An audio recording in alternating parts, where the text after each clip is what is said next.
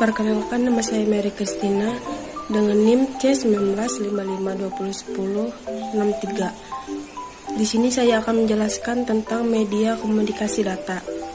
Media komunikasi data adalah sebuah proses kegiatan mengirimkan data dari satu titik ke titik lain.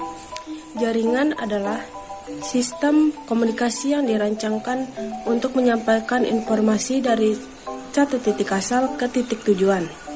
Jaringan terdiri dari dua jenis, yaitu jaringan lokal dan jaringan global. Jaringan lokal atau LAN mencakup wilayah yang kecil dengan jumlah pengguna yang terbatas. Sedangkan jaringan global mencakup jarak jauh yang memiliki batas jumlah pengguna yang tidak terbatas. Misalnya, jaringan telepon adalah jarak jauh yang merujuk pada transmisi sinyal-sinyal digital melalui saluran komunikasi antar komputer pemancar dan komputer penerima. Komunikasi dapat terjadi hanya jika terdapat konektivitas pada komputer dengan menggunakan kabel atau nirkabel. Dalam komunikasi data dibagi menjadi dua bagian, yaitu gangguan yang dapat diprediksi dan gangguan yang tidak dapat diprediksi. Gangguan yang dapat diprediksi yaitu atenuasi atau redaman. Atenuasi atau yang biasa disebut dengan roll-off adalah peristiwa di mana sinyal mengalami pelemahan selama melewati kabel atau kawat. Yang kedua, tundaan. Secara umum, tundaan dapat diartikan sebagai keterlambatan datangnya sinyal sehingga memperlambat pemrosesan antara sinyal yang satu dan sinyal yang lainnya dapat memiliki frekuensi yang berbeda.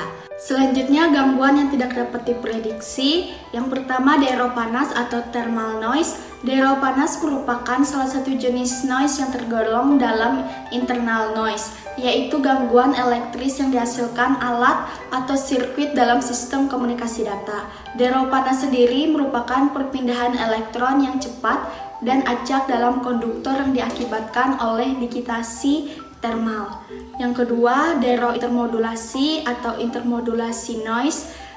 Daerah intermodulasi terjadi apabila dua sinyal yang memiliki frekuensi berbeda secara bersamaan menggunakan medium transmisi yang sama, sehingga akan dihasilkan sinyal-sinyal yang merupakan penjumlahan atau perkalian dari dua sinyal tersebut.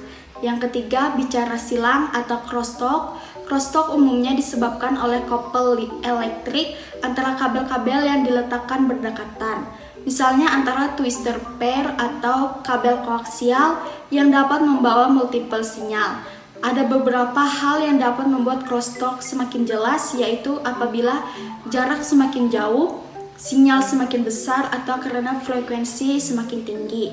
Keempat, daerah impuls atau impulse noise. Daerah impuls merupakan gangguan yang berupa pulsa-pulsa tak beraturan, terputusnya bunyi dengan durasi yang pendek, dan amplitudo yang relatif tinggi. Kelima, fading.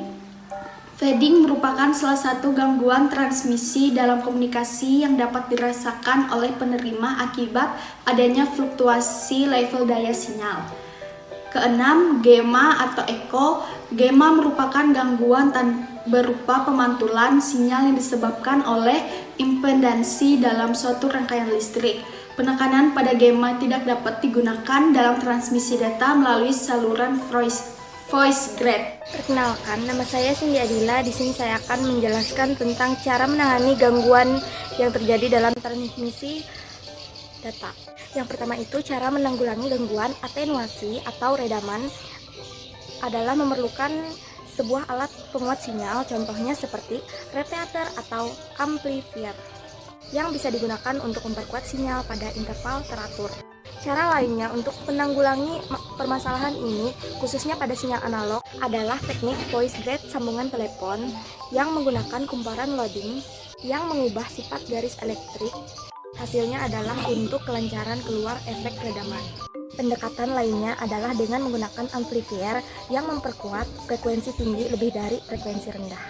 Mengatasi tundaan juga bisa dengan menggunakan alat penguat sinyal, sama seperti cara kita mengatasi permasalahan atenuasi atau redaman tadi. Cara mengatasi dan meminimalisir gangguan dari luar atau thermal noise adalah dengan meningkatkan sinyal to noise ratio atau disingkat dengan SNR, transmisi dari medan listrik, dan menggunakan kabel yang terisolasi. Cara menangani crosstalk adalah dengan memasang repeater. Rangkaian metode transposisi memisahkan kabel yang dipakai serta pemakaian kompensor. Pada media transmisi wireline, crosstalk bisa ditanggulangi dengan menggunakan kabel koaksial. Penggunaan kabel twisted pair yang sedemikian rupa juga dapat meminimalisir interferensi yang menimbulkan crosstalk. Cara menanggulangi permasalahan delay impulse ini juga bisa dengan menjauhkan media transmisi dari medan listrik, sama seperti gangguan noise yang sebelumnya. Cara mengatasi fading salah satunya adalah dengan memperbesar apertur antena dengan menggunakan LNA di depan mixer untuk meningkatkan performansi di penerima atau meningkatkan power di transmitter. Cara lainnya adalah dengan menggunakan teknik diversity sebagai metode untuk mengurangi fading dan menambahkan diversity improvement factor.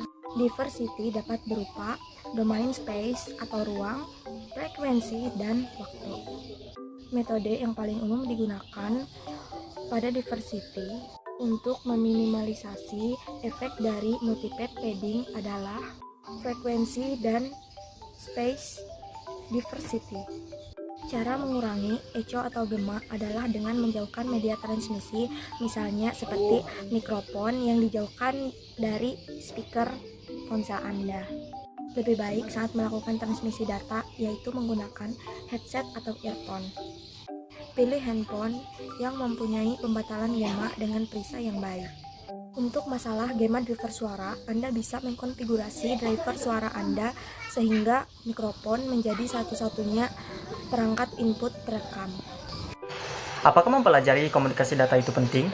Jawabannya sangat penting, karena komunikasi data dapat dikatakan sebagai hubungan dari satu komputer dalam suatu jaringan komputer dengan tujuan informasi sharing, resource sharing, file transfer, teleconference, dan sebagainya. Karena dengan menggunakan sistem tersebut akan terasa lebih efisien. Sebagian besar pengguna komputer hampir menggunakan data sebagai alat komunikasi antar kantor, perusahaan, dan institusi-institusi lainnya. Sebagai contoh, komunikasi data nirkabel yang pertama adalah Wi-Fi, GSM, dan Bluetooth juga radio. Dan contoh kedua dengan kabel dan merupakan kabel UTP, televisi kabel, dan juga USB. Terima kasih.